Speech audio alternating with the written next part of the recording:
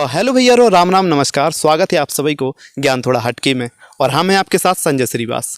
भैया रो आज हम आए हैं छतरपुर से करीब 50 किलोमीटर दूर चंद्रनगर गांव के पास स्वर्गेश्वर धाम।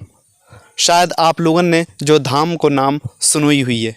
तो भैया रो आज आप लोगों को इते की दर्शन करा भी, और का इते के प्राकृतिक दृश्य हैं, किस तरह से यहाँ की महिमा है, का कृपा है, आप लोगों को यहाँ के पूरे दर्शन करा भी और जानकारी दे भी ये वीडियो के माध्यम से। तो बने रहो वीडियो के अंत तक। चलो बिना देरी करें करते हैं अपन वीडियो की शुरुआत। तो भैया रो अब हैं हम स्वर्गेश्वर धाम के मेन द्वार पे, जहाँ से अपन प्रवेश कर भी, और करीब 700 सीढ़ियाँ हैं जिन्हें पार करके अपन महादेव के दर्शन करने के लाने जावे वाले हैं। तो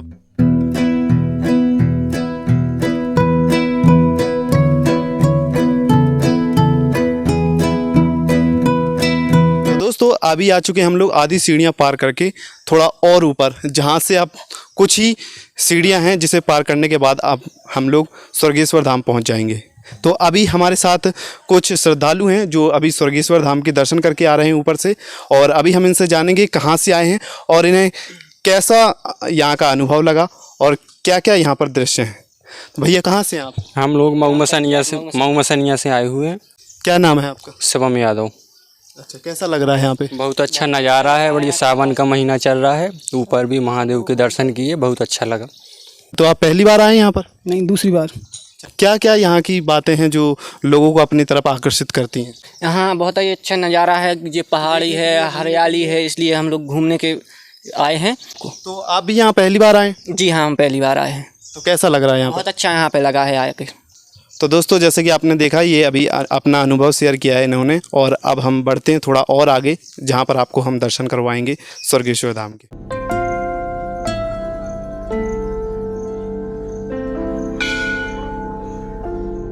700 सीढ़ी पार करने के बाद आ चुके हैं अपन स्वर्गेश्वर धाम, जहाँ पे आप लोग देख पा रहे हो किस प्रकार को यहाँ को नज़ारा है। और चलो आगे बढ़ के आप लोगों को इतने के दर्शन करवा दिया जाए। तो सबसे पहले है यहाँ पे हमें घंटा देखने के लिए मिलाते हैं, प्रणाम कराते हैं महादेव को और आगे की ओर बढ़ाते हैं। और चलिए आप लोगों को दर्शन करवाते हैं।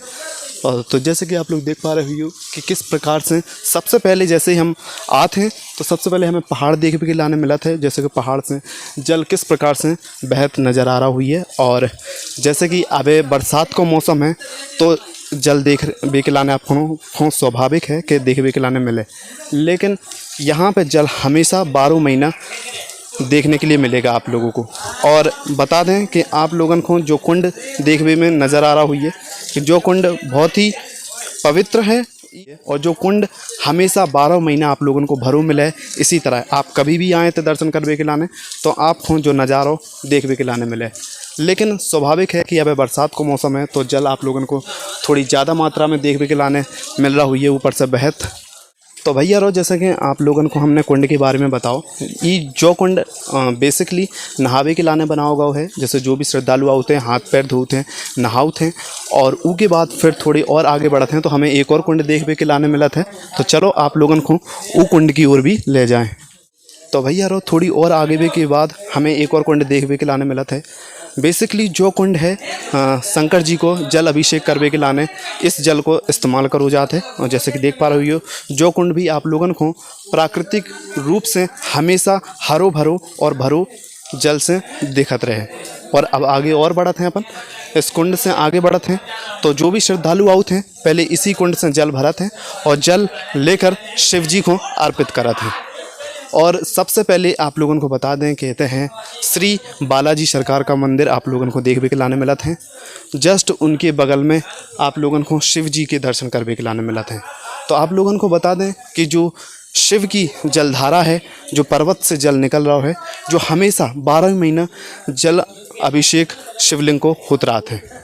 अन्य मंदिरों में देखो हुई है कि हमें मटका लगा के रखना पड़ा तो ऊपर हमेशा शिवलिंग के स्नान के लाने, लेकिन इतना हमेशा प्रकृति जल से अभिषेक करत रात है महादेव जी को। आप लोग देख पा रहे हो किस प्रकार से जल रिशत दिख रहा हुई है आप लोगों को, और थोड़ी और नज़दीक से आप लोगों को दिखावे की कोशिश कर भी।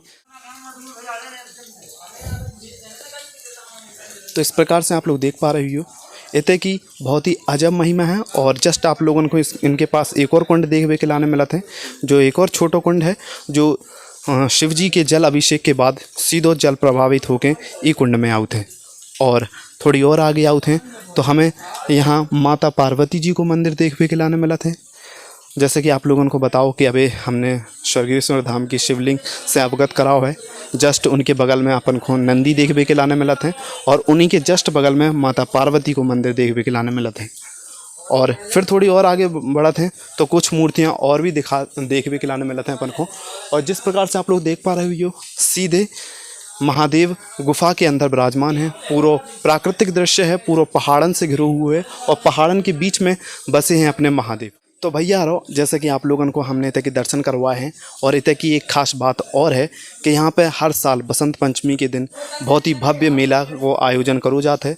यहाँ पे श्रद्धालु बहुत दूर दूर से आते हैं अपनी मनोकामनाएं लेके और शिव जी के दर्शन करवे के लाने जी अद्भुत नज़ारे को आनंद उठावे के लाने।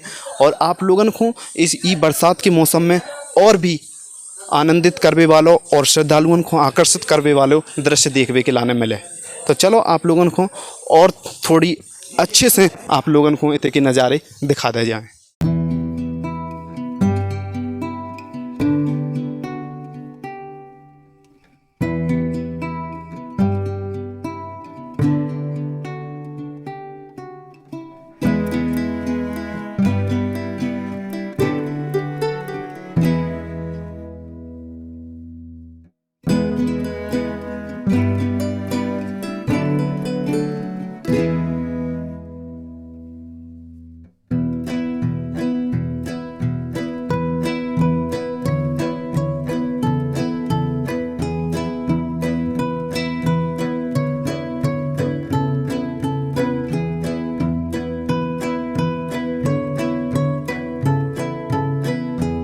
तो भैया रो जैसा कि आप लोगों को हमने इतने की पूरी दर्शन करवा दिए हैं।